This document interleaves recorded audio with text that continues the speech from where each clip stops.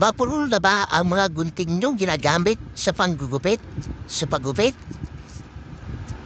Tuturuan ko kayo, hindi niyo na kailangan magpunta pa ng, ah, sa hasaan. Kung saan yung pinahasa, Hortaleza ata yung ano, hasaan. Yung kailangan magpunta ng Hortaleza, para magpahasa ng gunting. Ganito lang, panoorin yung video ko at matututo na kayo kung paano patalasin tong gunting na mapurol. Ganito lang ang paghasa, hindi ho pa ganyan, hindi pa ganon. Mali yan, pag gano'n ang paghasa, mali. Ganito ang paghasa. Lalagyan niyo muna ng langis. Natin langis. Yan. Tapos, ganyan. Ganyan, guys. Pag ganun. Yan. Pag ganun lang, ha. Ganun lang hasa, ganun. Pwede yung i-slide ng konti pag ganun. Pag ganun. Pero pababa. Yan. Ganyan lang paghahasa niyan. Yung matalas na matalas siya.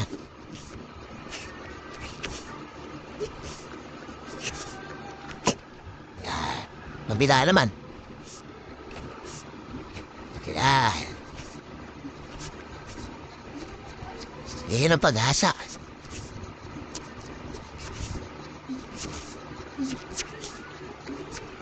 Kung nyo igaganon, masisira ang gunting nyo. Kailan laging ganyan ang paghasa.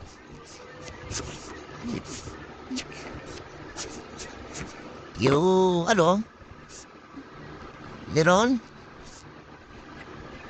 ilalapat yung parang pa-slide siya, di ba? Pa-slide yung yan, talim niya. Ganon din ang gagawin na ilalapat yung na pa-slide din.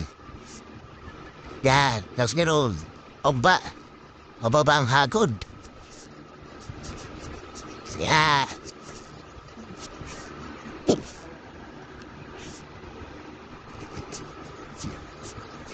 Ganyan lang pag-asa, guys. Ganyan lang. Sorry lang.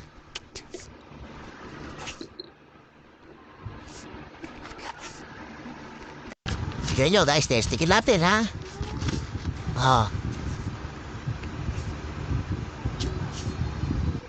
Ah, di ba?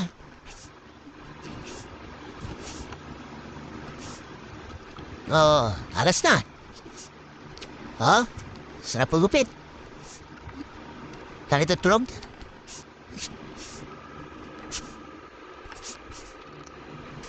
Alas.